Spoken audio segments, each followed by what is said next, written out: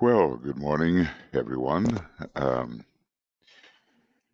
We are about to embark upon another one of these glamour-busting meditations, and we really need it at this time. People are caught in the uh, throes of so much uh, irresponsible thought at a time that is very serious for humanity. It seems that their solar plexus is running away with them. So I just want to welcome you here and just say hi to Anna and to Annette and to Catherine, Cindy, Jessica, and Karen, and Martha, and Risto, and Stacia, Vera, and Zenaidi. And over here on the staff side, we have Joe and Michael and Tuya helping keep everything in order. And so we can simply, I think, begin. We're on a very interesting subject, and it has to do with the dweller on the threshold. We began last time, or rather, we ended simply with the statement that the dweller on the threshold is essentially the personality. It is an integrated unity composed of physical forces, vital energy, and astral, uh, let's see, vital energy, astral forces, and mental energies, constituting the sum total of the lower nature. So basically, our personality, when it reaches a high point of development, will become for all of us the dweller. We have to pass through it and by it, and on the burning ground we liberate ourselves from it and then utilize it. But at first it presents a great obstacle to further spiritualization and to the seeing of the truth in a clear way. There's always this bias, and we're living in a time of extraordinary bias. And it's very partisan. It's not just going on in the United States, although I would say that maybe the worst case of this division between personality and soul is showing itself there. All over the world, we have the opportunity to move ahead in an unbiased manner that cares about the whole, or we have the tendency to fall back into the familiar um, methods of the Piscean age. Now, what's going on in the States, of course, is pretty dire because the United States was not only the center of the old Atlantean continent, but it is the heir.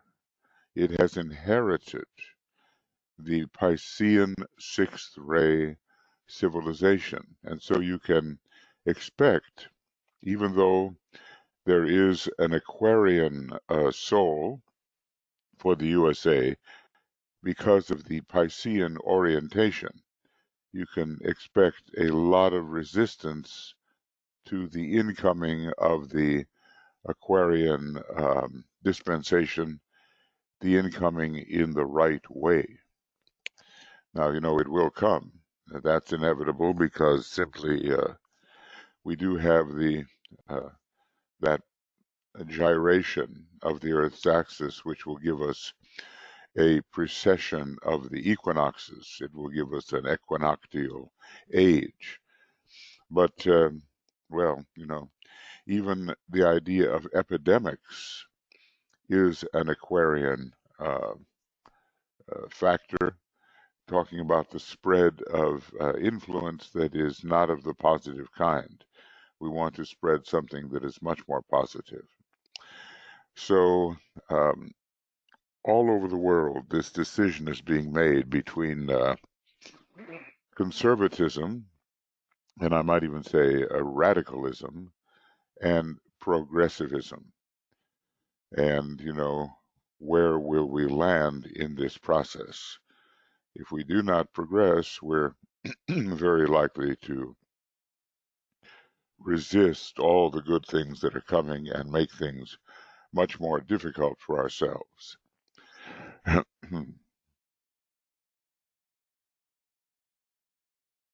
Okay, now I think we can begin point two. And there's quite a few points here about the dweller, and we'll be able to at least read some of them this morning. The dweller takes form when a reorientation of man's life has taken place consciously under soul impression. So this is sometimes called the a reversal of the wheel. A reorientation has taken place. The whole personality is then, theoretically, and that's an important word, directed towards liberation into service. And I guess we have to realize that, excuse me, that when we are really serving, it is a form of liberation. The problem is to make the theory and the aspiration facts in our experience.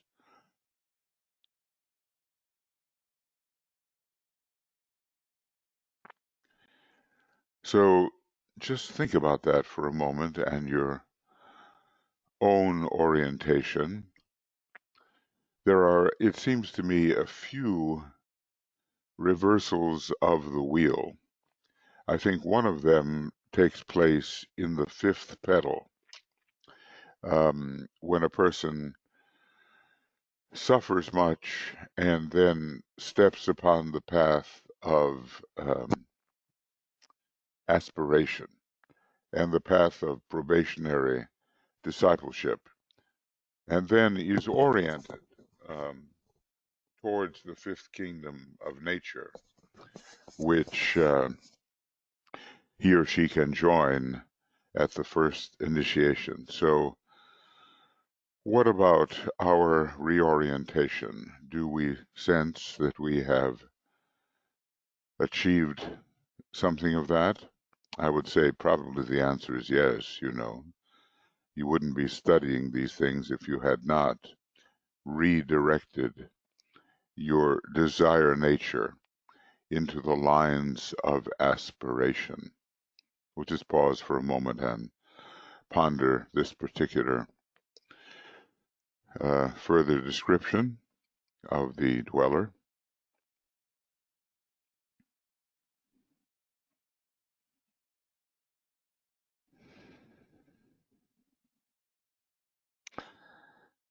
And probably you will notice that so many people around you, whether you know them personally or not, or simply see them in the media, have not undergone this reorientation. The desire nature is still in full swing, and they seek to fulfill those lower desires rather than reach into a condition where they can be subject to soul impression.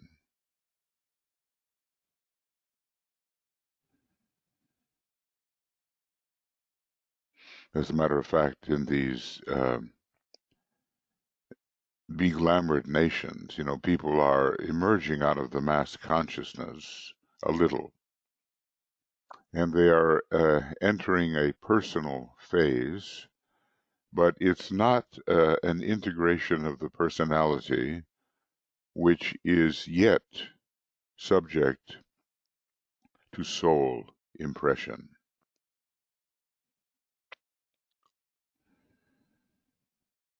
And we just, as students of esotericism, we just have to wake up uh, to that fact. That is the surrounding culture. That is the surrounding civilization. Okay, moving on. Point 3. For a great length of time, the forces of the personality do not constitute a dweller. Man is not on the threshold of divinity. He is not consciously aware of the angel. It's a really important statement. We cannot think that anybody who is immediately achieving personality integration is confronting an integrated dweller, because it's not until the personality is highly integrated that the dweller will really show itself. And then, think about those you know and those you see. His forces are inchoate. It's a word that means not well formed. They're a little bit chaotic. He works unconsciously in his environment, the victim of circumstance until Saturn gets a hold of things, and of his own nature, apparently, and under the lure and the urge of desire for physical plane activity and existence. This is the earlier phase of dealing with the personality. It's not yet highly organized. It's a transitional phase, we might say, from Cancer to Leo. The man is emerging from mass consciousness, and he is not yet the highly integrated individual. And even if he becomes integrated as an individual, he's still not at first approaching the threshold of divinity. He's quite happy to live his life as that selfish, integrated personality. He just thinks that's the normal way to be. So the dweller will not appear until the threshold is in sight. When, however, the life of the man is ruled from the mental plane, plus desire or ambition, and he is controlled at least to some extent by mental influence, then the dweller begins to take shape as a unified force. And, frankly, the dweller is a much greater threat to the higher, more highly spiritual man than even simply to the person who has begun to live in the way described here. If you really have a spiritual aspiration, you really want to enter the hall of wisdom, the fifth kingdom in nature, then there will be a very sharp focus on those aspects of your nature which are the opponents of your intention.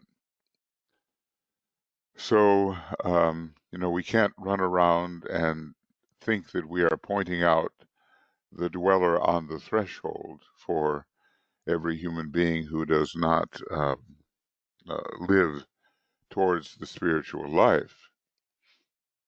In fact, we simply are noticing character flaws and foibles, but not an integrated opponent. And let's just say the dweller uh, on the threshold becomes an integrated opponent, the more spiritually inclined the individual is. Okay, now let's look at the fourth point. Now we have the stages wherein the dweller on the threshold is recognized, subjected to a discriminating discipline, and finally controlled and mastered. Now, this sounds like the kind of stage that we would like to engage in. I mean, we all have this, you know, and more powerful until the fourth initiation, in my view, and even in the fifth, something interesting happens there that we will be reading about. At first, we simply have a shadow, and we have shadow aspects, and the shadow is not the completely integrated dweller. We become aware of shadow aspects in our nature, and sometimes we deliberately suppress them. Sometimes we repress them, which means we allow them to enter the unconscious and we're not really aware of them, and then we project them onto other people. And sometimes we do really begin to handle these shadow aspects. So the stage wherein the dweller on the threshold is recognized, it's a shock. It's a shock. Subjected to a discriminating discipline, not to such a harsh discipline that the value of the personality is negated, and finally controlled and mastered. And these are three stages. So let's see what we have here. This, come to think of it, it's pretty important, so I'm going to put it in red. Um, the stage wherein the personality dominates and rules the life and ambitions and the goals of man's endeavor. The dweller controls, let's just say, the more selfishly integrated the personality, the more the unspiritual control. There are many people who are powerful personalities. They are indeed integrated, but they're not approaching the threshold where they are envisioning divinity. Nevertheless, they function as if the dweller controls. DK warned about this. He said, "Look, if you succumb to your dweller," and I suppose that comes a bit later. If you completely succumb to your dweller, you become, on the first ray, the destroyer of souls. On the second ray, the deluder or misleader of souls. And on the third ray, the manipulator of souls. So that's for people who maybe understand more about what the dweller is, and yet they choose the left-hand path. Okay, so this is an earlier stage where the integrated personality is powerful and not really leading in the direction of the fifth kingdom. Not yet. You have to suffer enough for that to happen. You have to, in the tarot, you have to fall from your tower, the blasted tower. I forget which trump it's one of the trump cards, which is kind of interesting. Okay, then there's point B, the stage of a growing cleavage in the consciousness of the disciple. Now, this can be a good thing, the dweller or the personality is then urged in two directions. One, towards the pursuit of personal ambitions and desires in the three worlds. The other, in which the effort is made by the dweller, note this statement, the effort is made by the dweller, the integrated personality, to take a stand upon the threshold of divinity before the portal of initiation. And this will be a burning ground experience.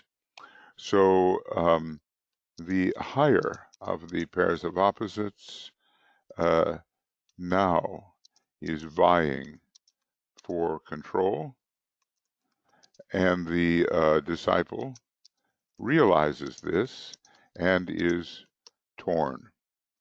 I can imagine, that a fourth ray life or a series of them would be suitable to this kind of experience. And what was it in politics? I think Lincoln referred to it, our better angels. Well, there are our lesser angels as well.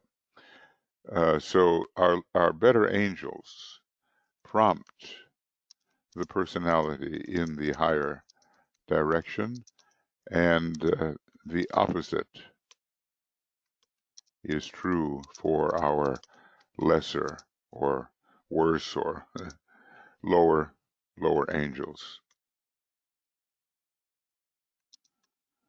And no doubt we've had those experiences in our life where we're faced with what one aspect of the personality desires, and yet there is an inner conscience. The soul has taken increasing possession of the disciple, and the prompting, the inner conscience, the inner monitor prompts in a different direction. So the result is a lot of conflict.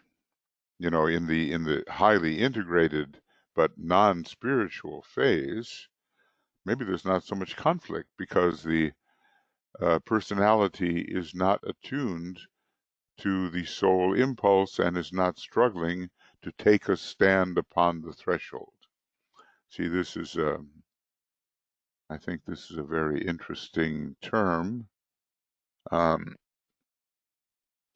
The effort is made by the dweller to take a stand upon the threshold of divinity before the portal of initiation.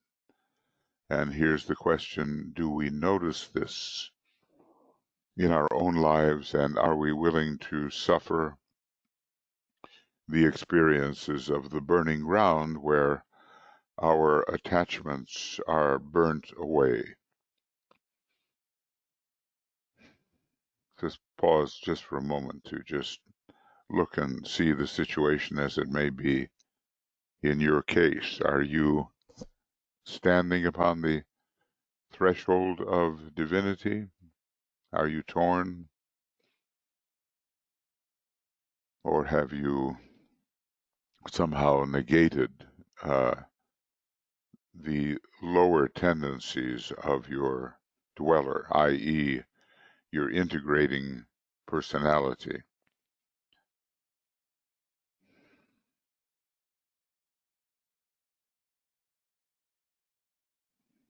And then the third point here,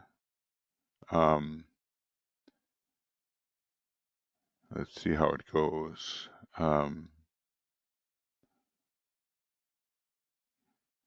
Yeah, it looks like if this may be point 4, oh no, there's something not right here. I guess it should be 0.3. Looks like it should be. Oh, maybe not. Okay, maybe this should be 0.3. And continue numbering. Let's see what that might be. I'm not going to fuss with it too much. I'm just going to say 3, and that's. Whoop. So I thought. Not going to work that way. Set the numbering value, and let's hope that that's it. And then 0.4. Okay. And the third point regarding 0.4 is the final stage. The stage wherein the dweller consciously seeks the cooperation of the soul, though still in itself essentially constituting a barrier to spiritual progress, is more and more influenced by the soul than by its lower nature. So I would say that, probably many of us are found in this position. So this may be the position of the true disciple. And when we're still struggling on the path of probation, the foregoing condition refers more to the path of probation. So we seek the cooperation of the soul, and we are still a hazard. Now, this is very interesting about being, in the eyes of hierarchy, a hazard until okay, until the midway point between the second and third initiations, we are deemed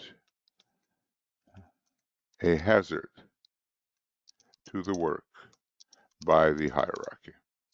Now, you'll recognize what that is. You actually can achieve the mind held steady in the light, and you can reject the 3 temptations in the desert, and you head then directing yourself towards the Syrian path of initiation. So there are 3 phases here, and so many aspirants, probationers, and disciples are working on one or the other. This is still what you might call the curriculum of the preparatory schools, which deals with the microcosm rather than the macrocosm. I think when we study in the Moria Federation, we tend to deal with both, but just because we study the macrocosm does not mean that we have solved all of our microcosmic problems. We still have to be a trusted worker and not a hazard. Now, we may be trusted in many respects, but there may be a few elements of our character still not under sufficient control, and they can present a danger to the work. So, first of all, we have to prove ourselves to be trustworthy before we can venture still closer to the inner fire and take on still more responsibility for the manifestation of the plan. Okay, now we reach yet another stage, and let's see if that it does seem that there are look at all of these. Quite a bit, really, isn't it? I don't know that we necessarily get through it today, but these are important points. When the final stage is reached, and many are now reaching it today, and let us hope that we can number ourselves among them. The disciple, notice he's not just the aspirant anymore, strives with more or less success to steady the dweller by learning to hold the mind steady in the light and thus control the lower nature. And that light is, of course, the light of the soul. And thus controlling the lower nature. In this way, the constant fluid changefulness of the dweller is gradually overcome. It's Patanjali all over again. Uh, to control the modifications of the versatile psychic nature.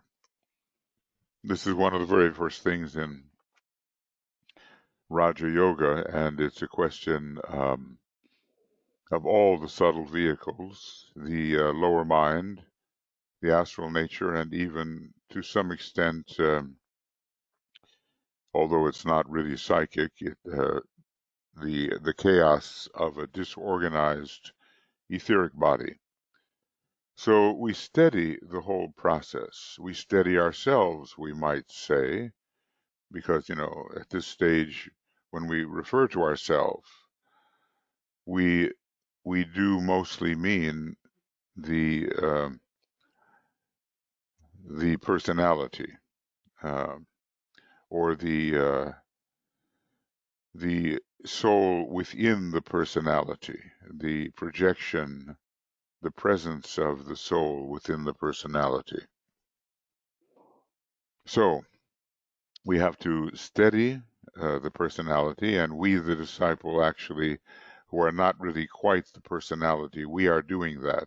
The disciple, uh, or okay, the disciple or soul in incarnation is not the personality and is not the soul on its own plane. We are midway between that, the true disciple. So the fluidity, let instability do its work, you might say. Um, the fluidity under Gemini, under Pisces, is overcome. Its orientation towards reality and away from the great illusion is made effective, and the angel and the dweller are slowly brought into close rapport. What can we call this? The increasingly soul-infused personality. The increasingly soul-infused personality. There is an integrated orientation towards the soul, and gradually the mind is held steady in the light, and gradually the soul is evoked, and the two begin to form a cooperative unit. Well, we've got all the theory, we have the theory. It's just a question, just pause for a moment, do I find myself living this? That is the question.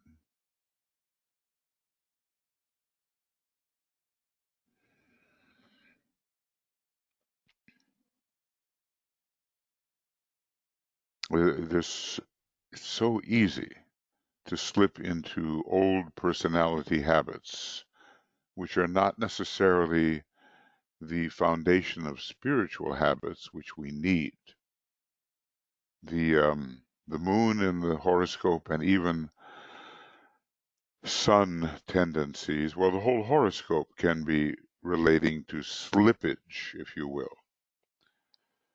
But at the same time, it can be redirected um, towards a more progressive attitude, which finally sees soul infusion occurring. And there's some really interesting statements coming up. I don't want to jump into them yet, but it has to do with this whole process of the seeing of the dweller and the contest with the dweller and the eventual merging of the dweller with the soul, the higher aspects. Maybe we can do one or two more. Let's just see. Point 6, we've reached something of the final stage. Okay, so the final stage has been somewhat indicated here. Point 6, in the earlier stages, the effort and of attempted control, the dweller is positive and the soul is negative in their effects in the three worlds of human endeavor. Well, the positivity of the dweller in this contest is inevitable, but not desirable. That powerful integrated personality will manifest and will, in the beginning, negate a soul impulse. Then there is a period of oscillation. When you see that, it might be some kind of Geminian period leading to a life of equilibrium, and you can understand what that might mean. This can be Libra in action. Whenever the word equilibrium or balance shows up, always suspect the presence of Libra. We looked at that in terms of the signs of crisis the other day. And we saw that Leo, Libra, and Capricorn were signs of crisis, with Libra ruling the middle period when balance was achieved between the outgoing lower desire and the higher aspiration towards initiation. So then a period of oscillation. Sounds like the air signs, Gemini and Libra finally, wherein neither aspect appears to dominate. Now immediately we think, we think of Scorpio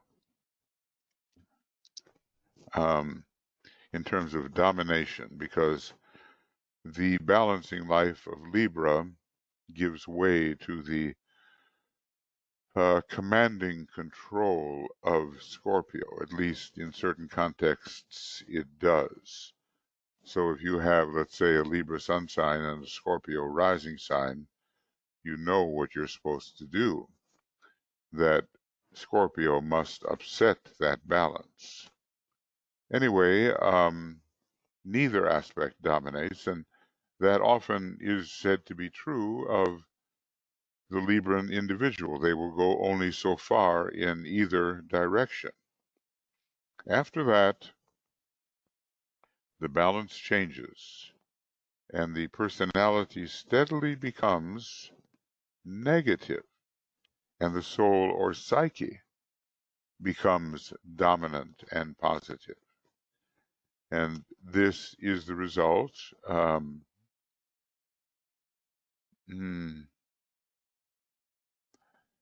The result of the reversal of the wheel. This is the result of the reversal of the wheel, and the soul moves into a prominent position. Now, think about your life, your present incarnation. When it comes to these things here being discussed, are we in that stage where balance is being achieved and, not too much soul, not too much personality, keeping the equilibrium? Or is the issue now being forced, and has the soul become positive and the dweller or the personality become negative? Just think about that for a moment.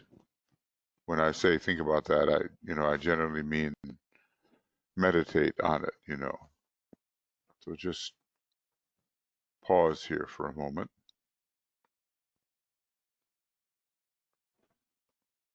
And how is it with you?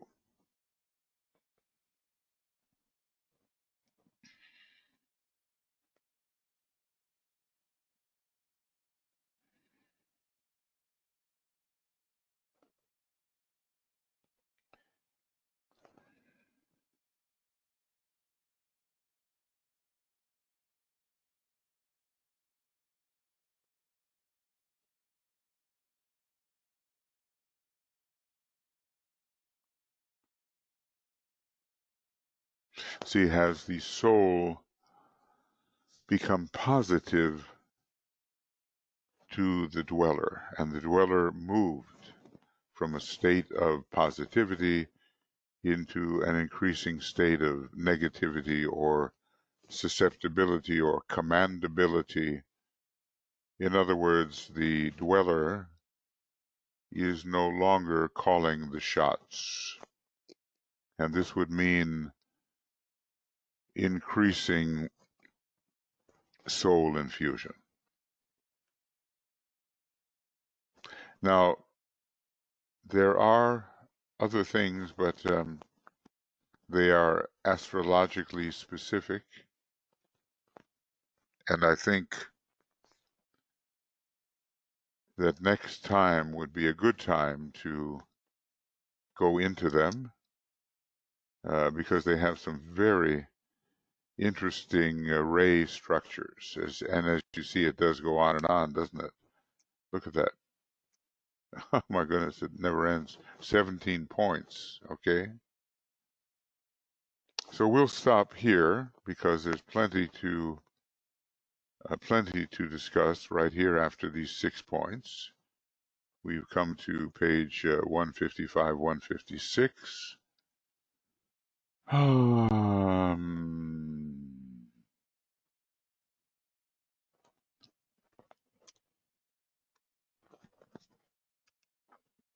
And I'll move this down, and we'll be, let's see. No, we can't say that. It'll be 155, 156. Yeah, right. So I'll move these down to the place where we're pausing, and we can discuss this dweller issue as far as we have taken it. And of course, it's very important for each of us to figure out where we, the disciple, stand in relation to the dweller, which is, see, we, the disciple, are the soul-infused personality. Excuse me. We are the soul in incarnation. We're not yet, perhaps, the soul-infused personality. And we have to see what our real progress may be. And this takes us to 155, 156. These stages are important, and there are 17 of them. So we'll begin here on the 7th of August next time, and it'll be an evening program. The 5 p.m. GMT, and it'll be reading 93. And we'll be starting from just on the borderland of 156.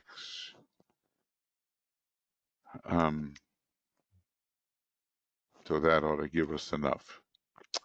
Now, before our meditation on the particular glamour of the day, we can ask some questions and so forth, or make statements regarding what we have studied here. Let's just review a little bit. We've studied 6 points.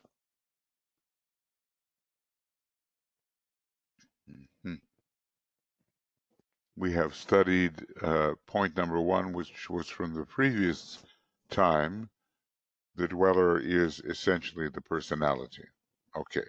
An integrated unity, etc. We've looked at when the dweller takes shape at the time of the reorientation of a man's life, and he now begins to aspire rather than just desire. So whoops, that's not right. Okay, I've got to get this correct. I just want to put that in. The man aspires and does not simply desire. Now he'll have many opportunities also in this transitional phase to go through desire, aspire, desire, aspire. So he's not, just by reorienting, he's not done with lower desire and selfishness, not by any means. And then the idea that the personality is not the dweller for a long time until he can be ruled. The man has really reoriented himself and can be ruled from the mental plane. And increasingly, the personality becomes the dweller as the man makes up his mind to stand before the portal. And then the stage wherein we discipline in a discriminative way the dweller. And it begins with the dweller being positive, then goes through a period of balance, and then the soul becomes positive, or at least the soul in incarnation, the disciple, becomes positive.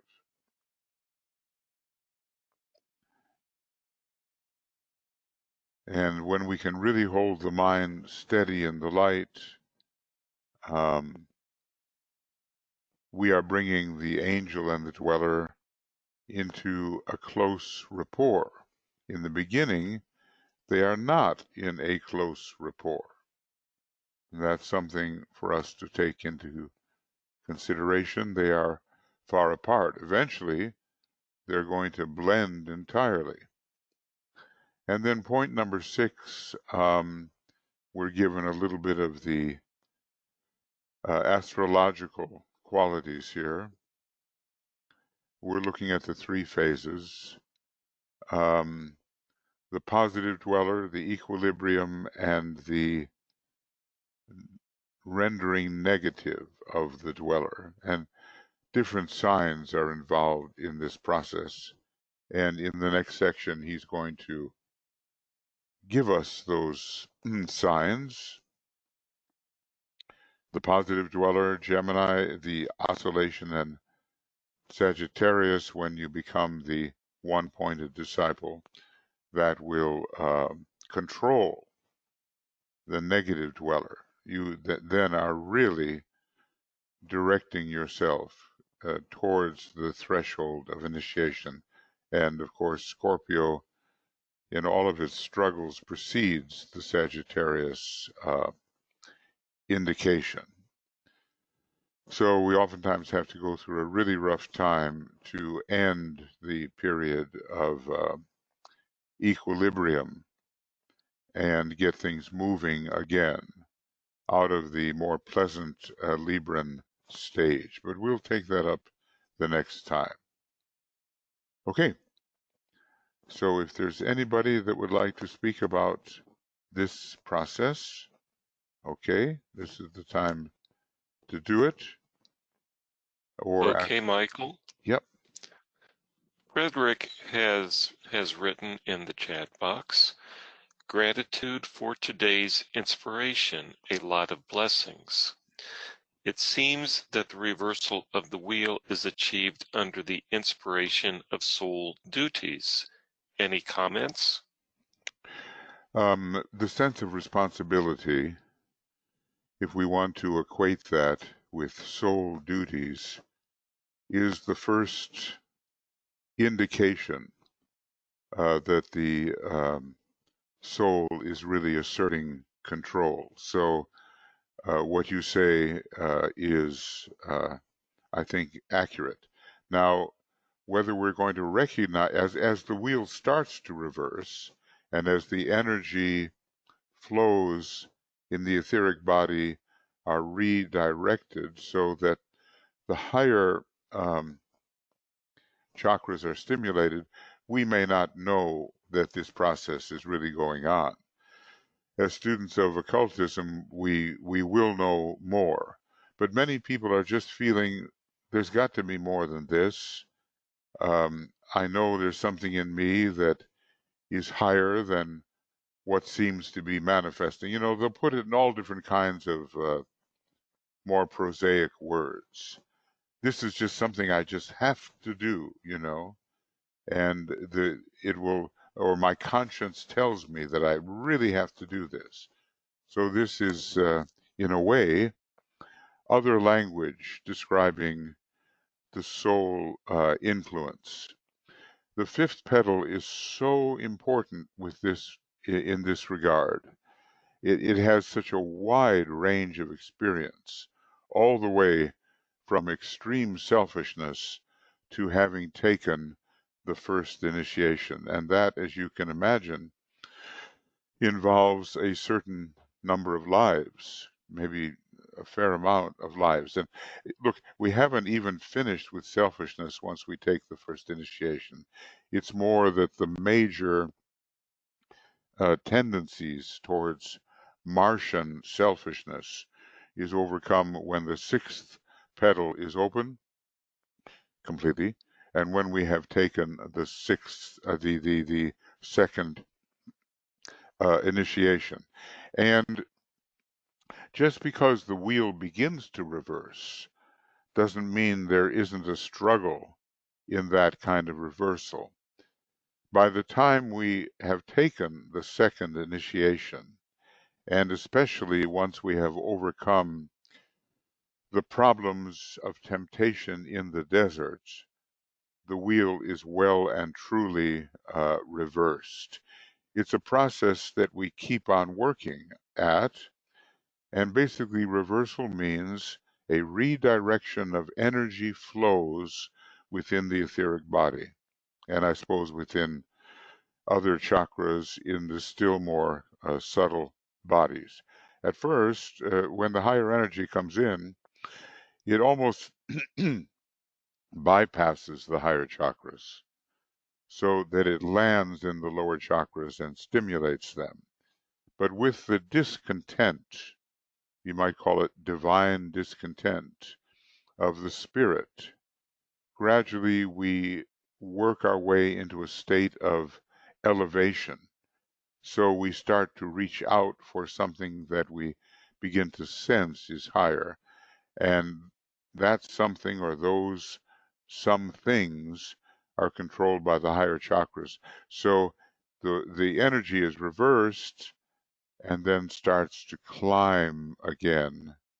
And that is really an energetic way of describing the reversal of the wheel.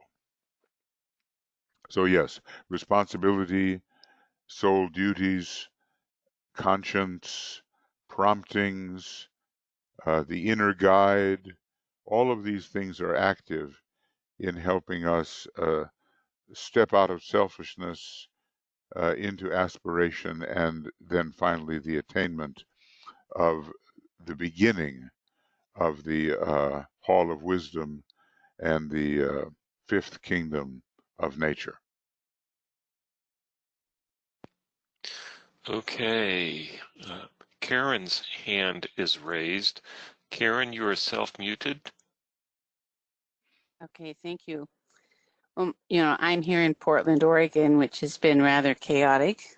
And today I've been, as we talk about the dweller on the threshold, I'm thinking of the dweller on the threshold of our country, which I assume is the collective dweller of its people, of a nation, right? Mm-hmm. And today was quite a day because it was the funeral for John Lewis, who was, you know, a champion of the Voters' Rights Act, and we're experiencing all of these incredible means of disenfranchising voters.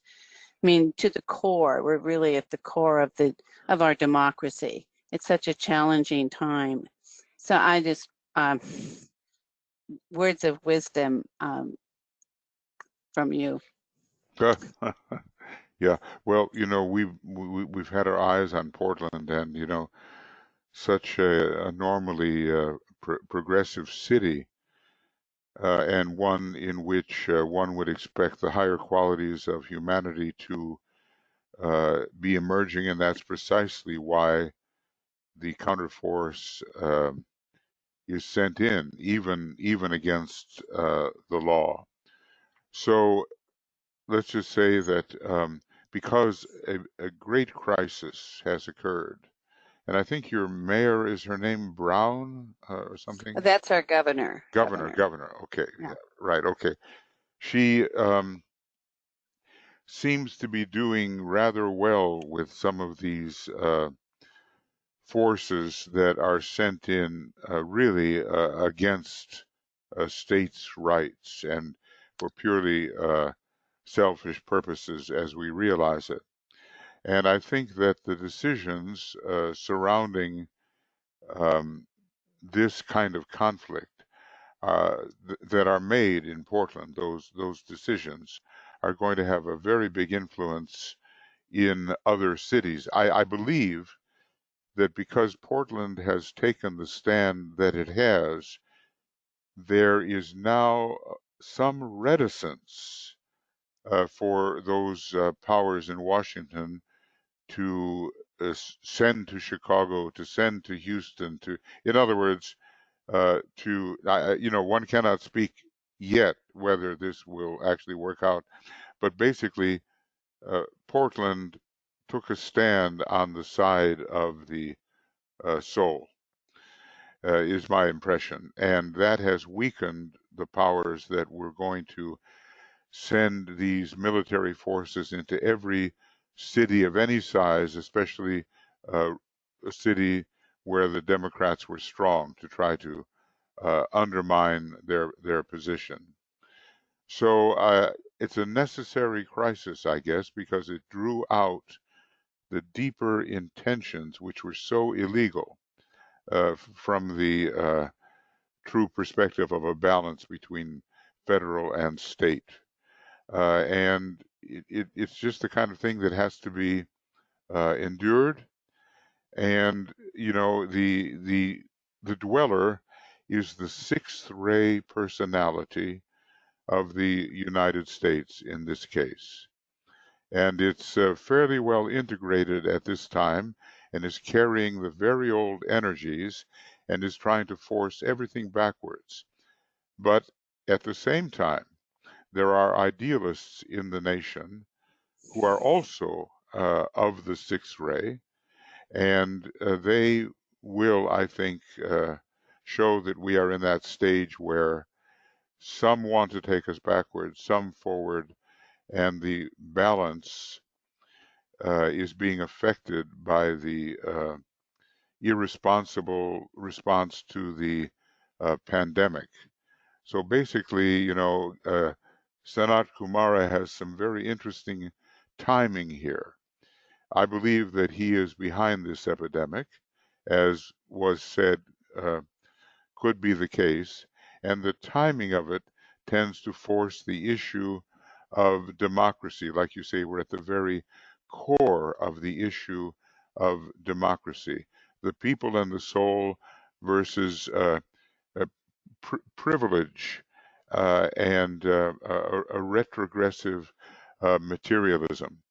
That battle is being, Portland is the front line, and I think its influence is helping overall. Now, one just has to follow it and just see how low it's possible for the selfish types to go. But already there seems to be some working of the problem, working it through. I don't know Thank you. if that's wisdom, Karen, but it's we're in the thick of it, you know. Yeah.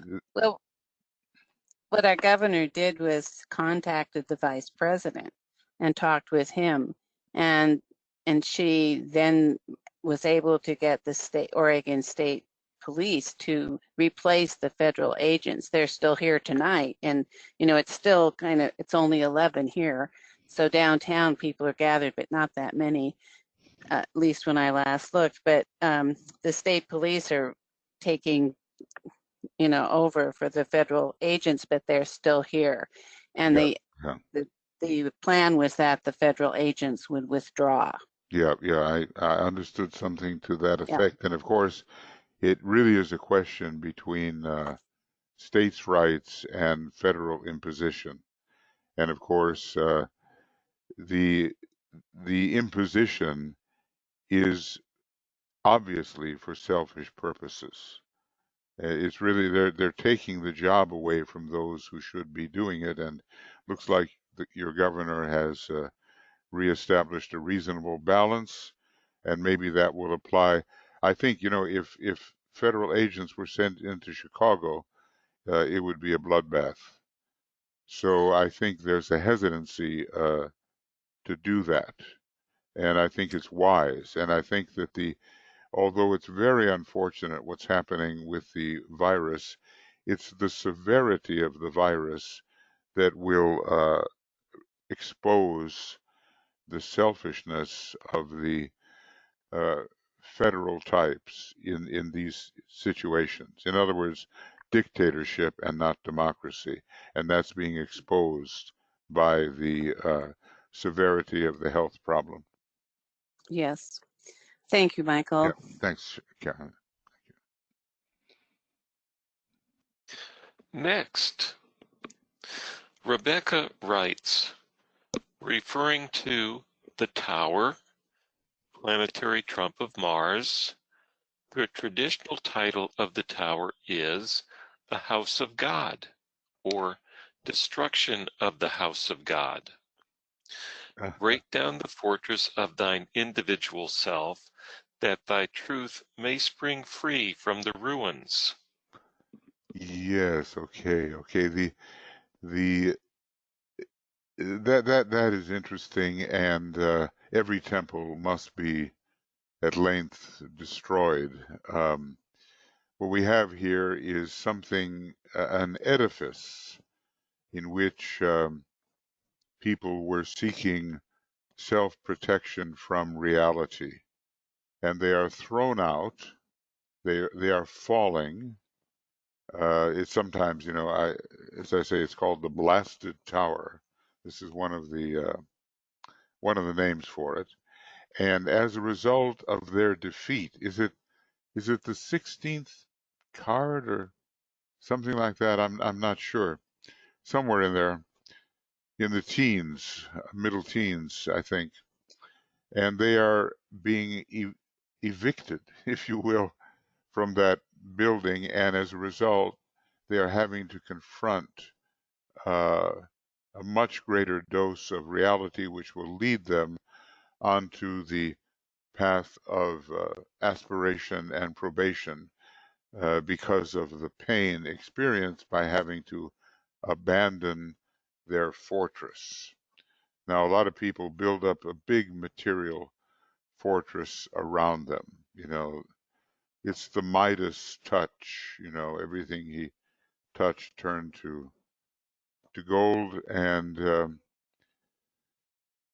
basically it was found to be useless. Materialism, in the last analysis, is useless, and that will be revealed to the people who are shaken from their material fortress. It's happening now, actually, and there's a big fight on, of course, between those, as the Tibetan said there would be, um, those people who are fighting with a last-ditch fight for the preservation of materialism.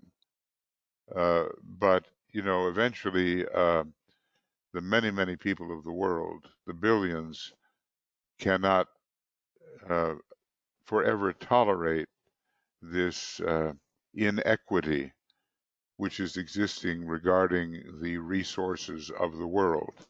It's not possible that a few percentage of humanity can own all of these resources and not use them for the benefit of the whole race. So that transition is coming, and humanity itself as a whole is facing a kind of blasted tower, or the edifice in which it was hiding.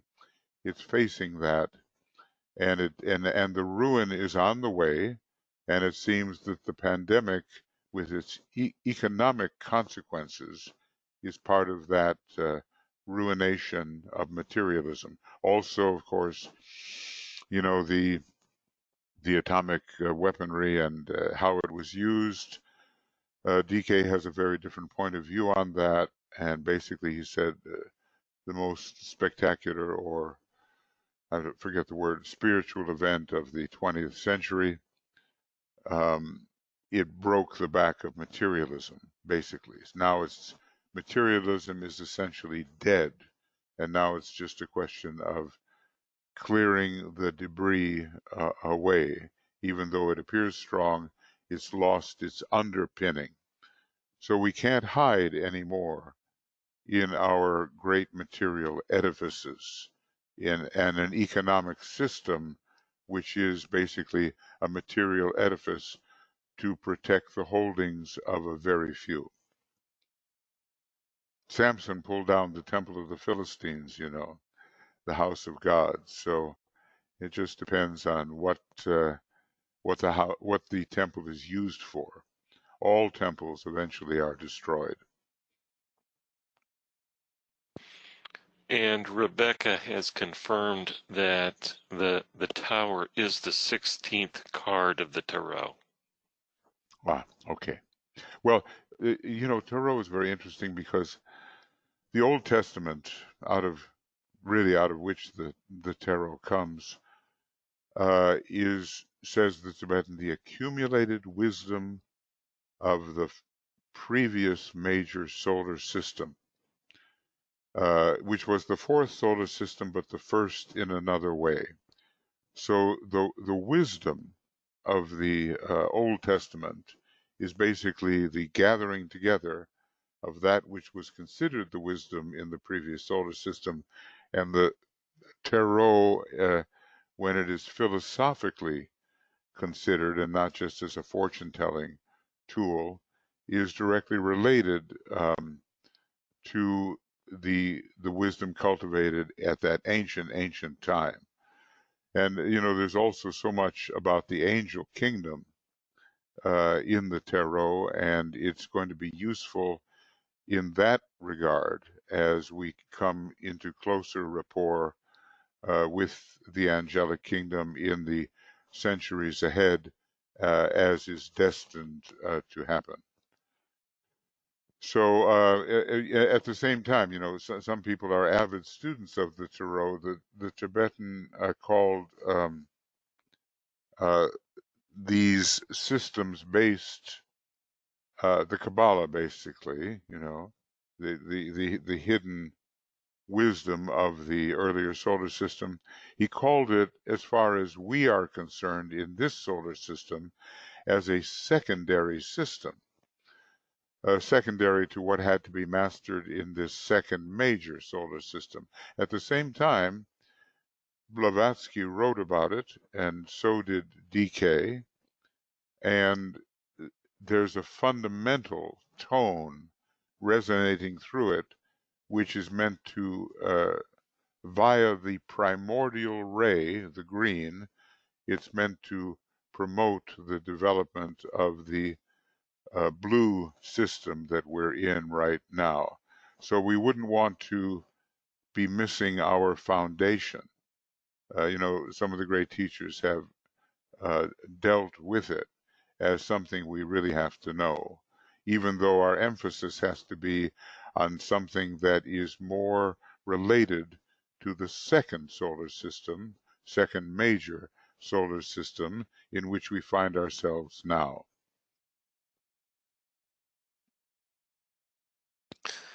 Thank you, Michael.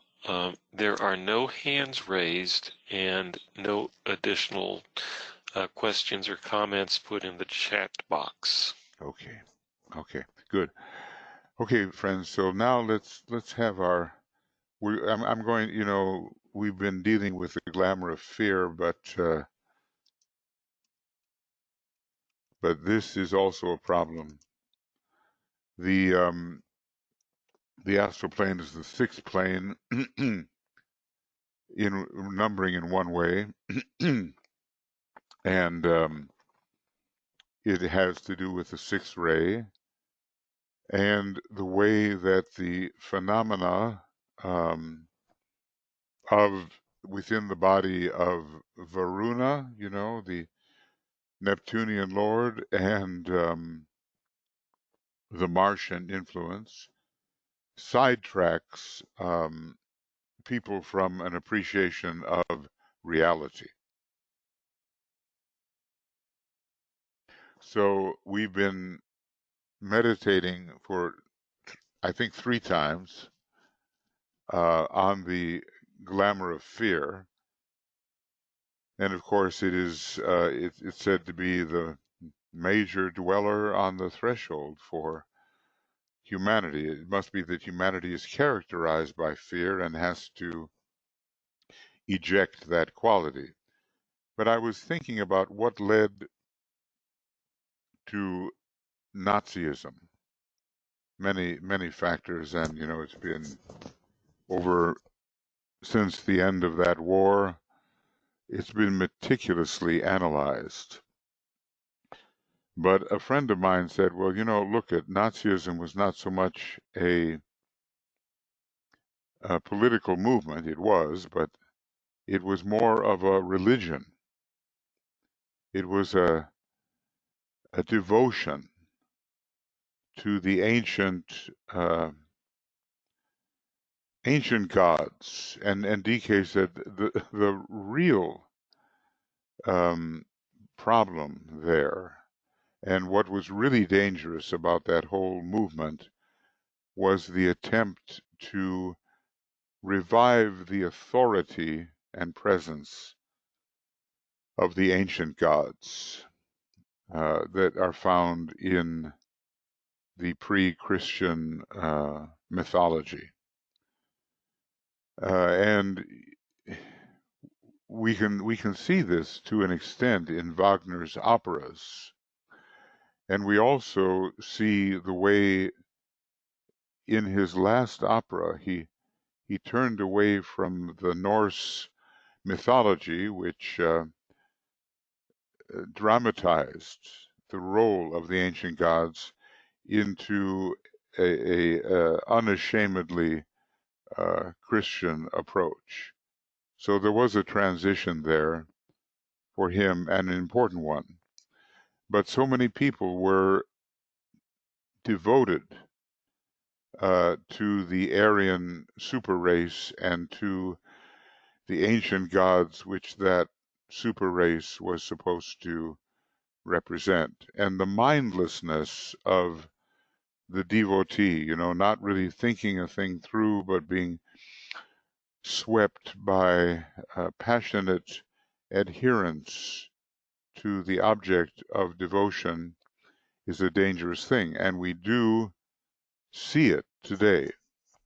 That's why DK said, look, fascism is in danger of reviving, and especially in the United States, where the great battle for democracy is being fought out.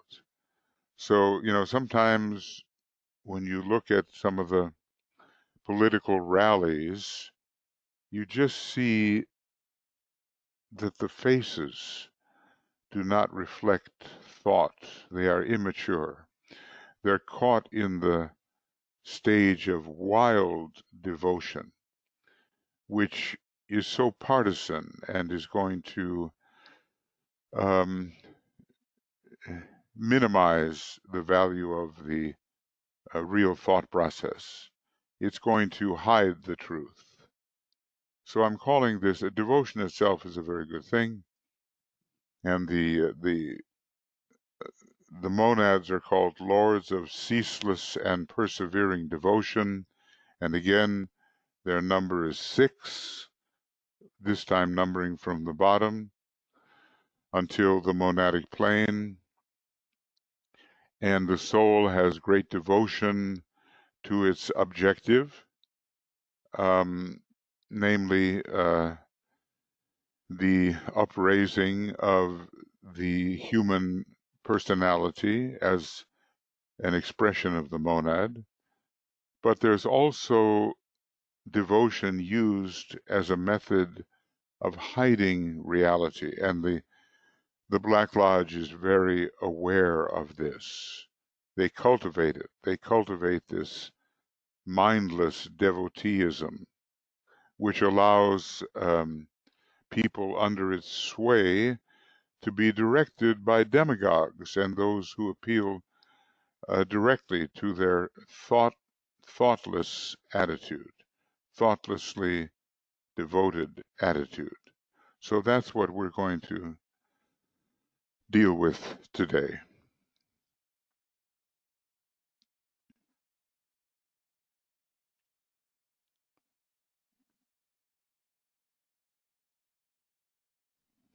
And I guess,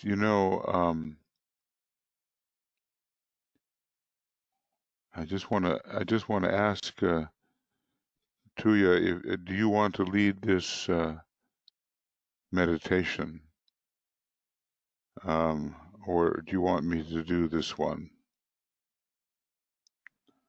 I'm not sure. Can you hear me? I'm not sure if you can hear me, but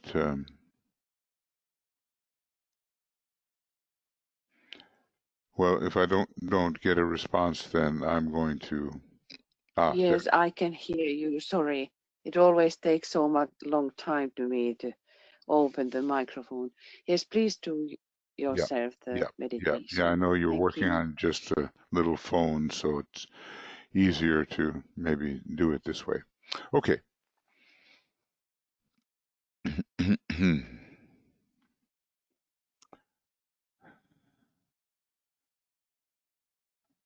So I'm going to again name the members who are here, and we feel ourselves then coming together in this group service.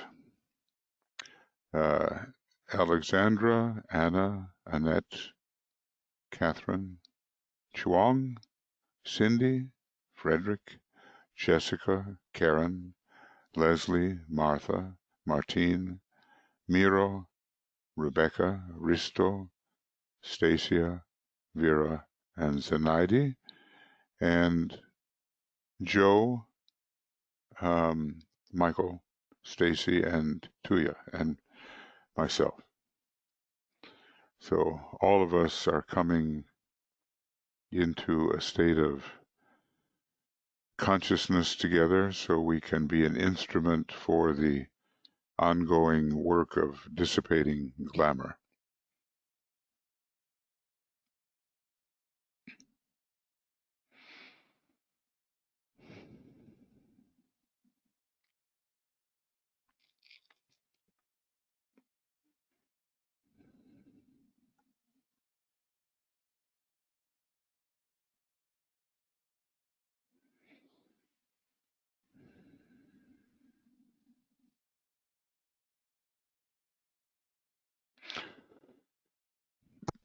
And wherever we may be located geographically, it is a single group with a single consciousness working together without consideration of spatial separation.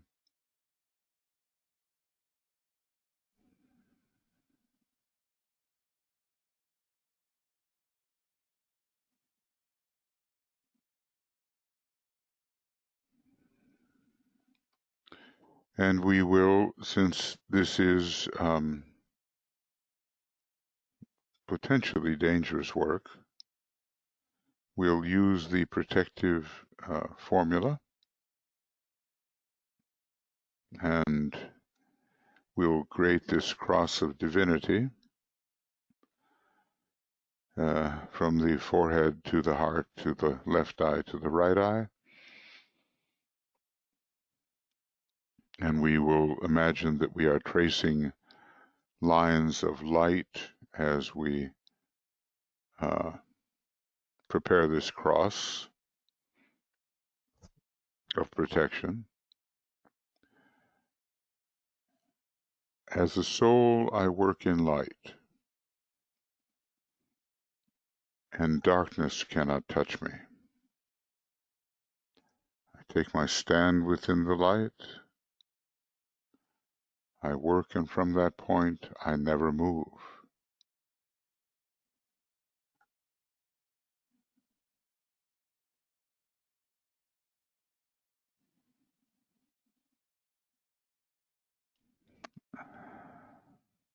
So the lighted cross is our protection, and individually and for the whole group. Now we blend the three lights as we have been practicing. We focus on the dual light of matter and mind. We raise the light of matter to the mental level.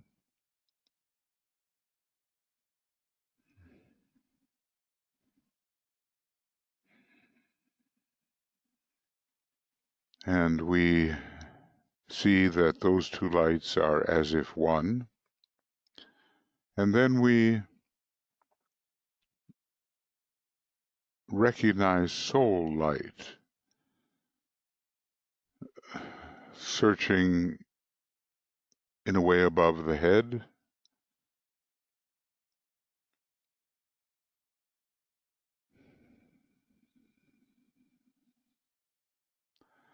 And we bring that light down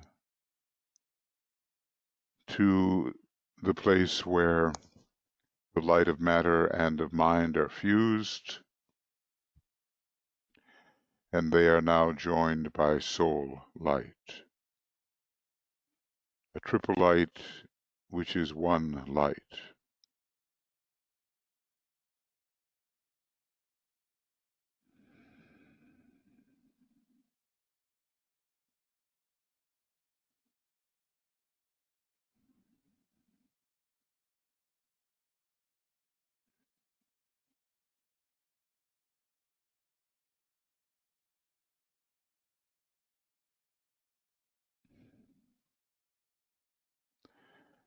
And then we say together, followed by the sacred word, the light is one, and in that light shall we see light.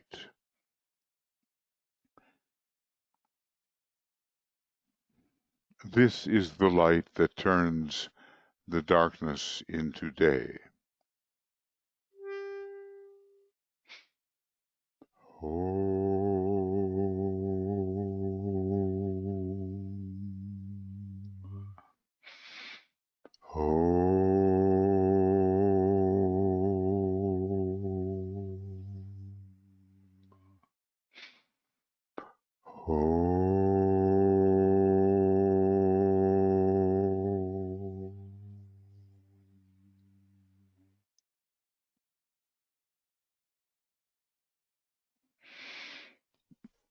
And eventually we hope to discover through our use of the triple light, the higher factor, the light of day, the light of the intuition.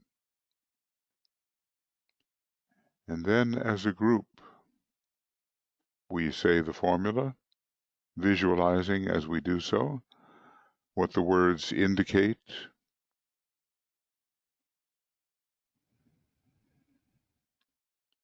Radiance are we and power.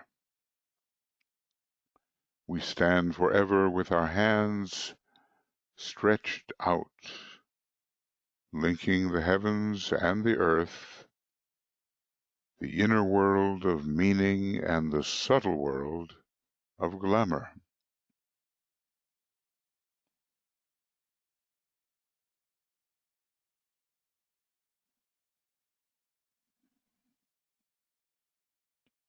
We reach into the light and bring it down to meet the need.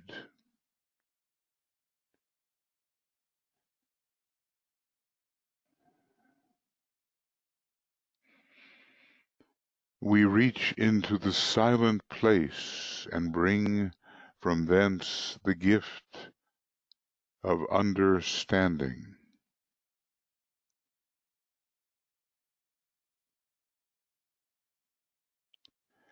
Thus with the light we work and turn the darkness into day.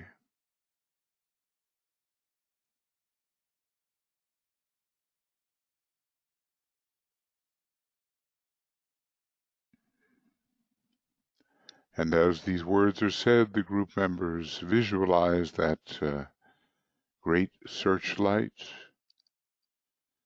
coming from the triple light and turn that searchlight upon the astral plane. Let's visualize that.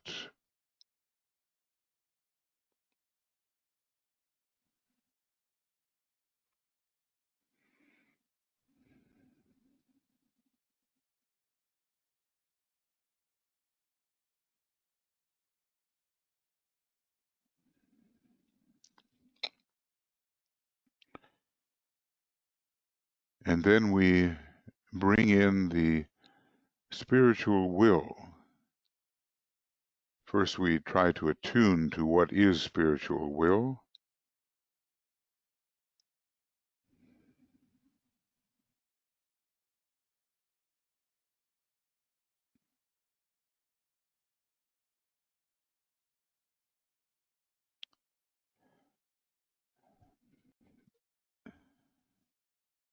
And we imagine the spiritual will flowing from and through its various sources, monad, atma, the jewel, the synthesis petals, the sacrifice petals, the one petal in the love and knowledge tier that involves sacrifice.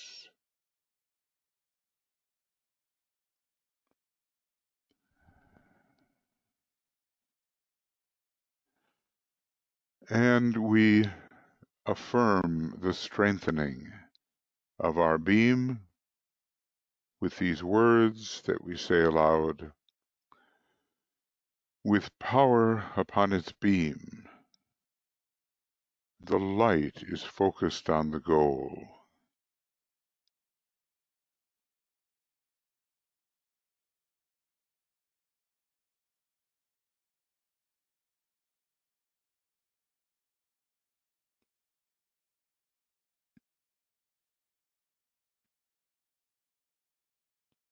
Okay. Now, think about this glamour of devotion, especially when the mind is not engaged and the light of mind is not present, this glamour of mindless devotion. And think of the many losses that humanity has suffered because of mindless devotion. What went on in the Second World War was one example.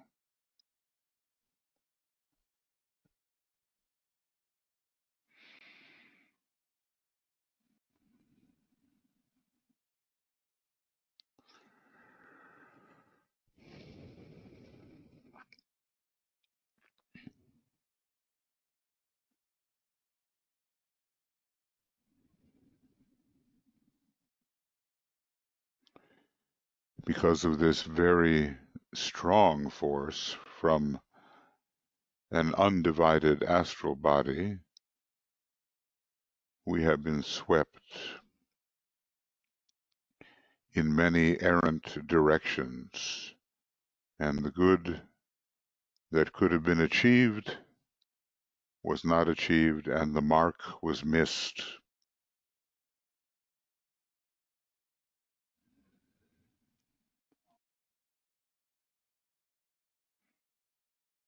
And the threat is on today, given the general mass consciousness of so many human beings.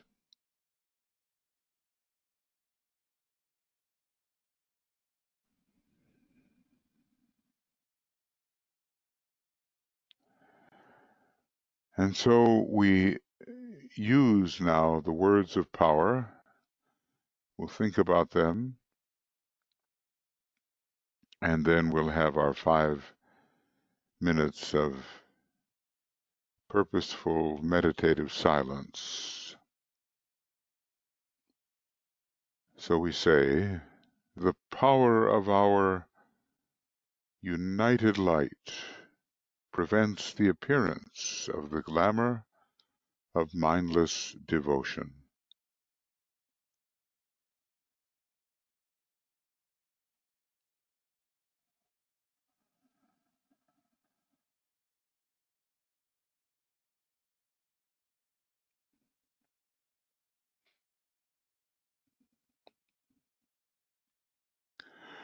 The power of our united light negates the quality of this glamour from affecting humanity.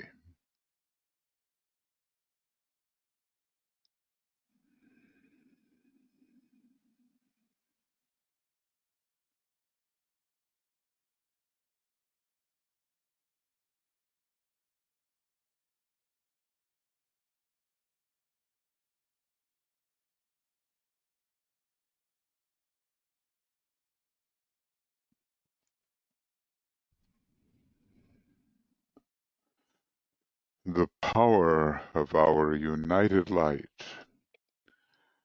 destroys the life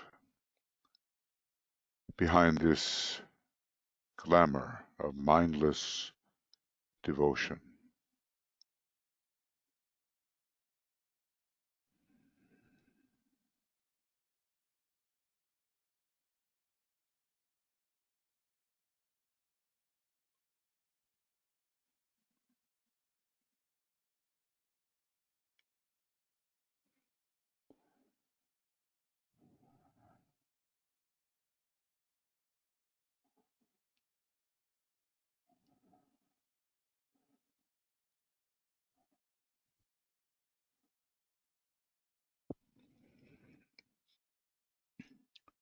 And we will be visualizing the light of our beam penetrating into the glamour and producing its weakening and its dissipation.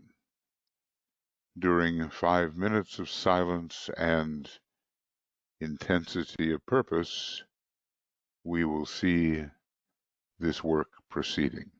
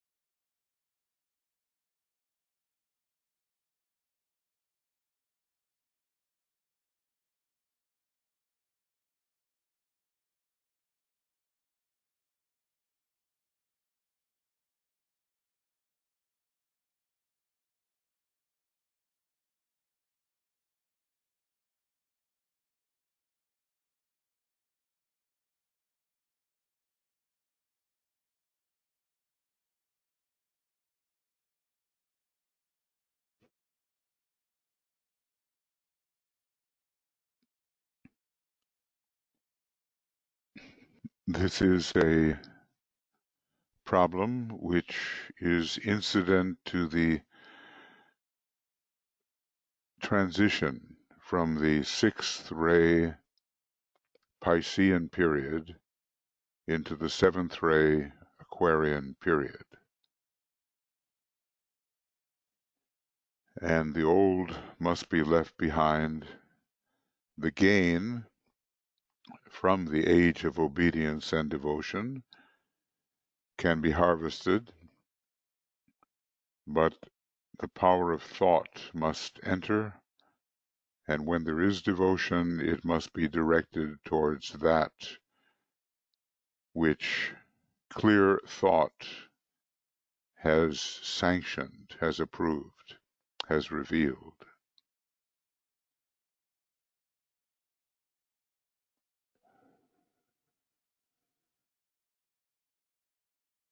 And so we work in such a way that the worst excesses of the outgoing sixth ray Piscean period can be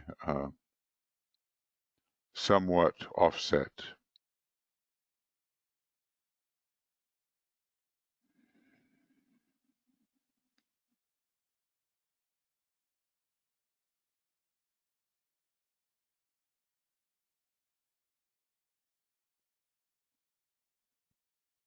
And a true devotion take the place of the mindless devotion, a harvest of true devotion and occult obedience, or obedience to the soul, will take the place of this misuse of the factor of devotion. So now we refocus ourselves.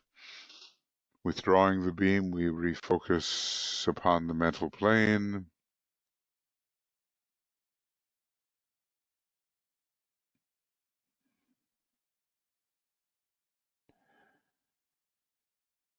And we redistribute the light to the points of origin. And we're ready always to work together, or when we deal with our own individual distortions, to work individually with the beam.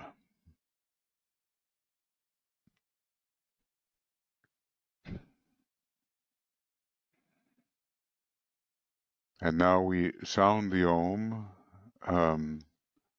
from the mental plane downward, starting softly and growing in strength, realizing that our little bit of work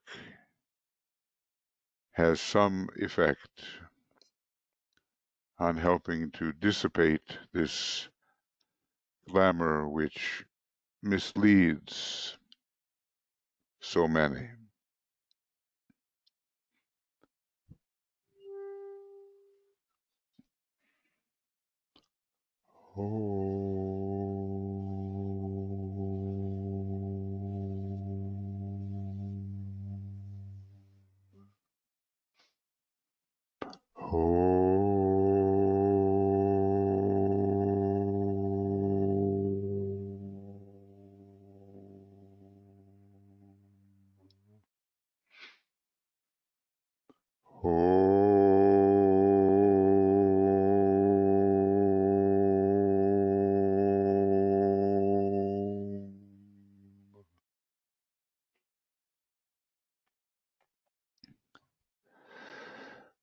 We will keep up this work. We will keep up the work of triangles and the other types of meditations that Master DK has suggested, and we will do so in regular rhythm. Inside your chat box are indications and links of the coming work, and at our Esoteric United Nations meeting at the time of the new moon, more people will have a chance to make their commitment, and we'll also be invoking the divine will and purpose of Shambhala at the time of the new moon. That it will be a different meditation, but all in that period, coming up at the time of the new moon. So thank you for being here. Thank you for attending. And we will continue to do our esoteric work in the faith that though it is subtle and behind the scenes, it is effective. Certainly it can be effective if we approach with the right sense of unity with each other, and we approach with the right attitude regarding the power of this kind of internal work. So we're very happy that you've been able to join us today, and tonight we'll be working on the secret, the treatise on cosmic fire in depth. We will continue that, and as I said, with any luck, by the year 2050 will be done. So thank you, and see at least some of you this evening at the usual YouTube. No, it's not YouTube, it's a Zoom channel, and that's been put there by our communications team, by Michael there in the chat box. And we'll, continue to talk about what's coming up, so you'll be reminded and you can participate. A very important full moon is on its way, the Leo Sirius full moon. Okay, bye for now.